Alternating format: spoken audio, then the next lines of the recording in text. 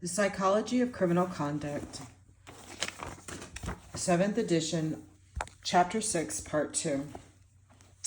Cognitions supportive of crime pro-criminal attitudes.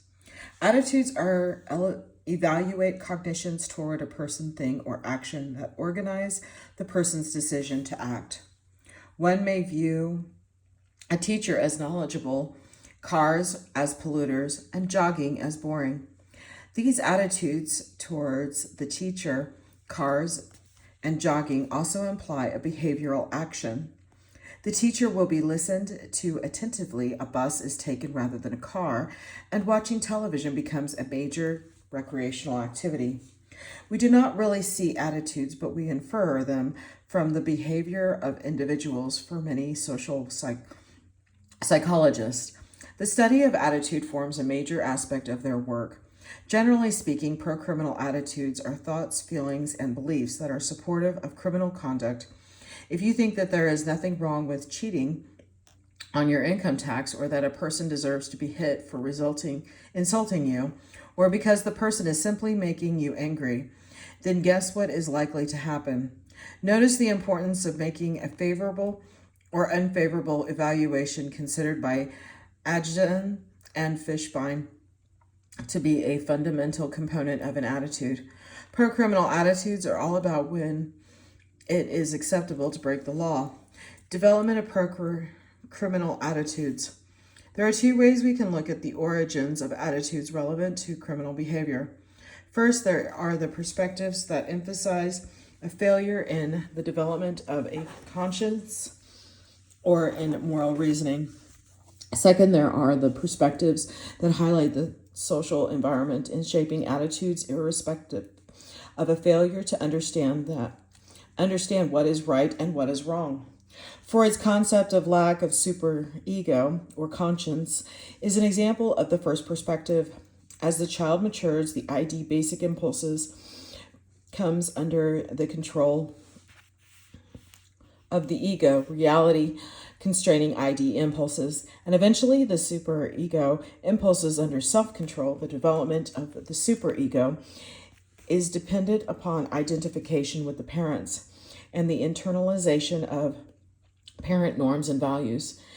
Identification with a parental figure requires some affectional bond to the parents.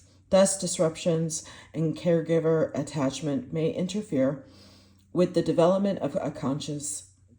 Another example is Kohlberg's theory of moral development. Kohlberg's three-level, six-stage model of moral reasoning is summarized in Table 6.2.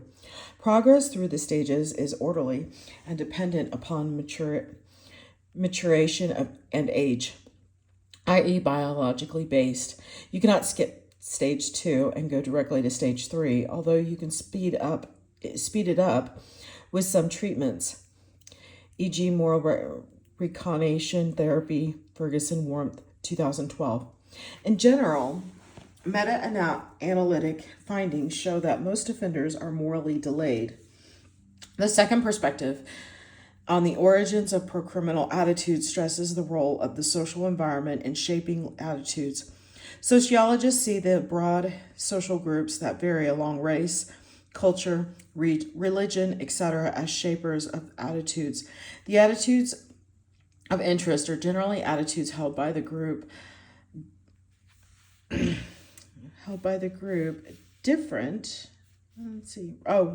group rather than individual specific attitudes.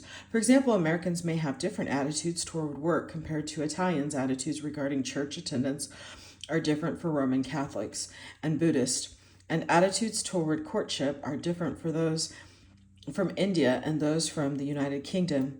In sociological criminology, smaller fragments of broader society, i.e. criminal subcultures, have their own normative attitudes which are reinforced for their individual members.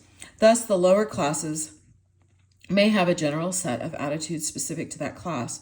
This is Miller's 1958 idea of focal concerns. The upper classes do not share those focal concerns of toughness, fate, and so on. Only the lower classes do so. Most people within the lower classes are thought to have these attitudes and individuals are socialized into these beliefs. The same theme of adhering to shared group attitudes can be observed in the various subcultural theories. GPCSL also places the learning of pro-criminal attitudes within a social context. But at the more immediate social context of family, associates, school, and work, however, there are two advantages to GPCSL. First, it specifies the mechanisms of learning, modeling, and conditioning. This is important because it informs treatments designed to change pro-criminal attitudes. Second, it allows for inquiries into understanding individual attitudes rather than group-held attitudes. That is, people may hold attitudes very different from the larger group, and it is the understanding of attitudes at the individual level that helps in prediction of and treatment. The attitude-behavior link. Studying pro-criminal attitudes is deemed important because it is assumed that there is a large correlation between attitudes and behavior. However, as Walter Mischel, 1968, showed with Personality and Behavior, Chapter 5, the relationship between attitudes and behavior is far from perfect. Individual studies on the relationship between attitudes and general behavior have ranged from the negative to the positive, with an average R of 0.40. Krauss, 1995. What has become the focus of the psychological study of attitudes is to understand the conditions under which the degree of consistency between the attitudes and the behavior increases. There are many factors that influence the attitude-behavior association. For a review, see Ashton, 2020. Three important conditions have been subjected to meta-analysis. First, there is the issue of the social pressure to behave in accordance with an attitude. Obviously, this is highly relevant to individuals operating within pro-criminal groups, such as a youth gang. In a review of nearly 800 studies on attitudes, found Wallace, Paulson, Lord, and Bond, 2005, found peer pressure to have an unexpected effect on behavior. The highest degree of consistency between attitudes and behavior was under moderate levels of peer pressure. Under high levels of peer pressure, the average correlation dropped from 0.41 to 0.30. Apparently, when the immediate situation requires a high degree of conformity to group norms, individually held attitudes have less of an influence. It is important to note, however, that the review did not include pro-criminal attitudes. Examples of attitudes included were those towards smoking, donating blood, and drinking soft drinks. Studies specific to pro-criminal attitudes and peer affiliation are needed to expand upon peer pressure hypothesis. A second general condition is the accessibility of the attitude. Accessibility means repetitive, easy to remember, and relevant to behavioral decisions. In other words, it is the saliency and personal meaningfulness the attitude to the individual that increases behavioral adherence. A review of 41 studies found an overall R of 0.50 under conditions of high accessibility, with some correlations from individual studies reaching the range of 0.70, Glassman and Albertson, 2006. Once again, the meta-analysis did not include pro-criminal attitudes, but the results suggest that accessibility would play a factor in interactions between the individual's pro-criminal attitudes and involvement in pro-criminal peer groups. A third condition yet to be subjected to meta-analysis is the specificity, I can't say that word, of the attitude and the behavior. For example, pro-bullying attitudes have been linked to bullying, and violent attitudes are distinctly associated with violent behavior. Throughout this book, the reader will find many other examples. Before I go on, I want to go ahead and zoom in on the table 6.2. Classifying pro-criminal attitudes. There are many attitudes that support criminal behavior, although there is no complete consensus on grouping these attitudes. It is helpful to have such a classification, acknowledging that a person is not limited to just one category. Partly based on theory and partly on research, the following is proposed. 1. Techniques of neutralization. 2. Identification with criminal others. 3. Rejection of convention. With regard to the first categorization, techniques of neutralization, the label comes directly from the Sykes and Matza, 1957. Sykes and Matza argued that most justice-involved persons have some belief in conventional values and they know the difference between right and wrong. That is, they do not all have a deficit in conscience. Therefore, the important question to ask is, why do they continue to break the law when they know what it is wrong and frowned upon by most people? For Sykes and Matza, the answer to the question is that offenders neutralize the potential punishment associated with criminal behavior. They propose 5 techniques of neutralization summarized in Table 6.3. Variations on the theme of neutralization can also be found in the work of Hartung, Vocabulary of Motives, and Bandora's Moral Disengagement. These techniques and mechanisms to avoid guilt and punishment have robust relationships with delinquency and adult crime. R equals 0.34. Externalizing behaviors, R equals 0.35. Hellman, Overbeek, Brugman, and Gibbs. 2015. And aggressive behaviors, R equals 0.28. Jenny, Pulte, and Heimel, 2014. These techniques not only minimize the punishment from interpersonal sources, but also from personal sources. By providing a rationale for bad behavior, one minimizes negative repercussions from others and alleviates negative feelings and self-evaluations. Neutralizations, rationalizations, and excuses are but one general set of prosocial attitudes that essentially deal with how to avoid societies and the self-recriminations. In a sense, they allow the person to act outside of mainstream norms without giving up some belief in the norms. Another set of prosocial attitudes are cognitions that reflect identification with criminal others. These attitudes assign favorable valuations to criminal behavior and criminal others. That is, it does not matter that general society does not like the behavior. It is the approval of the self and pro-criminal associates that is important. Tony Soprano may have expressed many techniques of neutralization over the course of the popular television series The Sopranos, but he was also quite literally proud and satisfied with his criminal behavior. It was the family and his own view as a competent criminal that was important to Tony, and he accepted no other normative value. Once again, we find variations on the theme of criminal identity in criminology. William Miller, 1958, described the focal concerns of the lower classes, but one does not need to view these attitudes as tied only to lower classes. Attitudes such as I am tough, I'm trouble, and stuff happens clearly signal an increased likelihood of law breaking. The focal concern of a belief that what occurs in life depends more on fate than personal responsibility. Stuff happens may justify disengaging personal self-control. Albert Cohen, 1955, described youth adopting a subcultural value system that rejected middle-class values, example, spontaneous versus rational, and Daniel Glaser, 1956, wrote of identification with a criminal reference group. Even a casual observation of organized crime, syndicates, and gangs quickly reveals patterns of thinking and values that are sources of pride in a violent image, such as a belief in the code of the street, example, toughness, no one can disrespect me, and not efforts to make excuses and avoid negative consequences. In Glenn Walters' in 2022 meta-analysis, criminal identity demonstrated an effect size of R equals 0.24, K equals 11.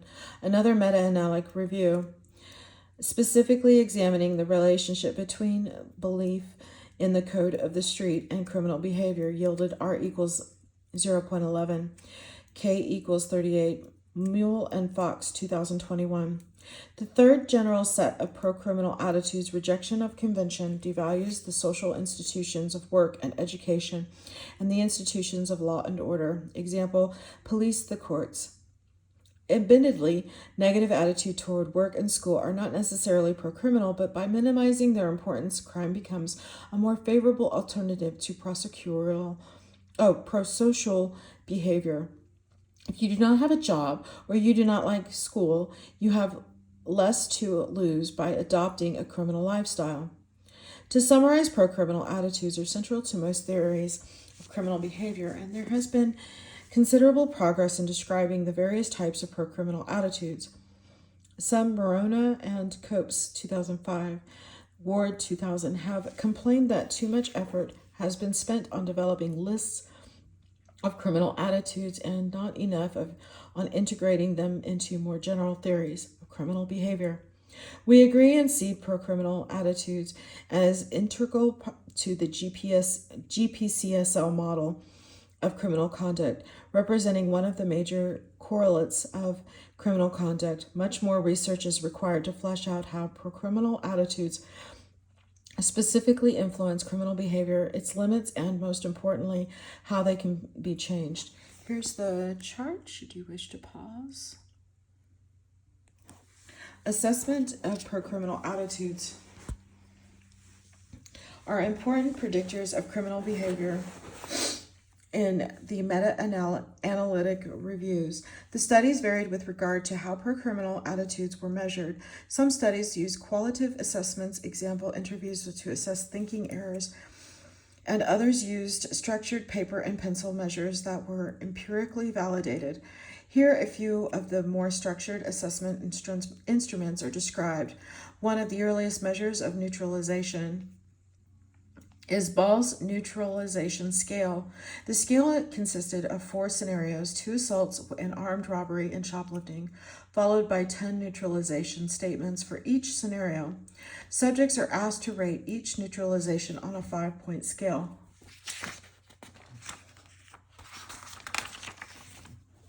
From strongly agree to strongly disagree. As noted in the previous section, neutralization demonstrate relatively robust correlations with problematic behaviors.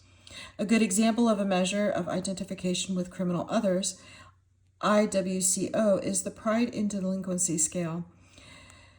This is a very simple scale that lists 10 criminal behaviors, and each behavior is rated using a 20-point scale ranging from -10, very ashamed, to +10, very proud. 2 examples of the items that are rated on this 20-point scale are carrying a concealed weapon like a pistol without a license and selling cocaine. 3 studies yielded acceptable predictive validities ranging from R equals 0.23 to as high as R equals 0.42. One widely researched measure of prosocial attitudes is the criminal sentiments scale. What is interesting about the CSS is that it taps into the 3 general categories of pro-criminal attitudes techniques of neutralization, IWCO, and rejection of convention. Table 6.4 provides a few examples of the items along with the categories they measure. There are a total of 41 items that are rated on a 5-point scale, from strongly agree to strongly disagree. Walters 2016a conducted a meta-analysis of the CSS and its subscales across 10 longitudinal studies.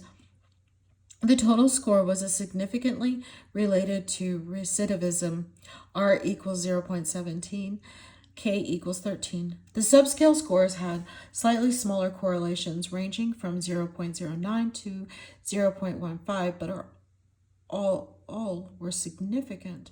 Of course, there are many other measures of pro-criminal attitudes in addition to the ones described. Notable measures include the subscales from Glenn Walters' Psychological Inventory of Criminal Thinking Styles, PICTS, for a meta-analytic review of the evidence, see Walters 2012, and Measures of Criminal Attitudes and Associates. In terms of structured interview-based assessments of antisocial attitudes, the most widely used is the attitude orientation subcomponent of the level of service offender risk need instruments. For now, the basic measure is that pro-criminal attitudes are important theoretically. They can be reliably measured and they are predictive of criminal behavior. The next question is, does replacing pro-criminal attitudes with pro-social attitudes reduce criminal behavior? Here is the table 6.4. And here is the resource note, which it looks like it is continued. So I will pause it for the, there we go. And then here is the next section for that. Targeting pro-criminal attitudes in treatment. Pro-criminal attitudes are dynamic risk factor for criminal behavior. That is, changes in pro-criminal attitudes are associated with changes in criminal behavior. For example, Walters and Cohen administered the General Criminal Thinking subscale of PICTS to over 40,000 men and women under community supervision. Separated by 1 year, increases in scores on the subscale were associated with increases in arrests 1 year after the second scale administration. For both the men and women, even after controlling for various risk factors, facilitating changes in pro-criminal attitudes can be as simple as altering the associational patterns and participants, or it can be complicated with specific training. The research specifically on changing pro-criminal attitudes among offenders is promising but unsettled. Today, many cognitive behaviors interventions include a component to address pro-criminal attitudes. Although there are interventions that have demonstrated changes in attitudes, linking the changes in attitudes to recidivism is mixed. In the review by Bance et al., the effect size was estimated to be small, R equals 0.20, and many of the studies were methodologically weak. More recent research has found either no relationship between attitudinal changes during treatment and recidivism, or reductions in recidivism, depending on the measure used.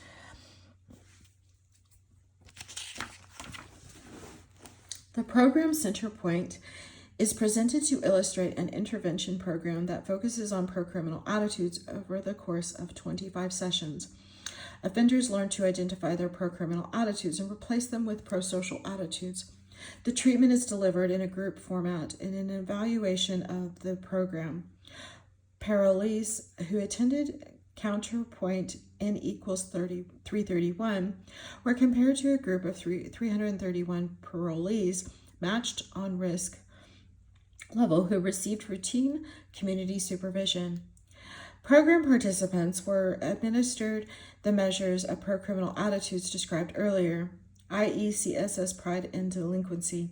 For the program participants, not only were there reductions in scores on the attitudinal measures, but also reductions in the recidivism.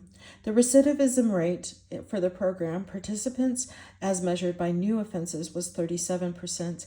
It was 60% for the comparison group. Summary. GPCSL identifies attitudes as one of the essential 8 risk need factors. With respect to prediction, pro-criminal attitudes perform on a par with the other central 8 factors. However, with respect to theory and treatment, they appear to be especially important. Theoretically, cognitions associated with attitudes are 1, under the control of the person, and 2, closest to the action. With respect to rehabilitation, attitudes and cognitions are highly susceptible to change with the promise of achieving reductions in criminal conduct. Worth remembering. 2 factors that have a very strong influence on the decision to engage in criminal behavior are pro-criminal associates and attitudes. Pro-criminal associates provide opportunities to learn pro-criminal attitudes and the techniques of crime. Inappropriate parenting can lead the youth to pro-criminal associations and the learning of pro-criminal attitudes. Lack of parental monitoring and discipline frees the youth associate with pro-criminal others without fear of censure from the parents. Poor emotional ties to the parents may further exacerbate the situation. Antisocial parents may also model and reinforce criminal behavior. Gang membership enhances criminal behavior. Most individuals who join gangs already have a well-entrenched criminal propensity. However, belonging to a gang appears to increase criminal behavior beyond what is expected from the individual. Pro-criminal attitudes can be reliably measured and changed. Assessments of antisocial attitudes fall into three general categories. 1, technique of neutralization. 2, identification with criminal others. And 3, rejection of convention. A number of treatment programs have demonstrated that pro-criminal attitudes can be reduced. Changes in attitudes may lead to reduced recidivism. Recommended readings.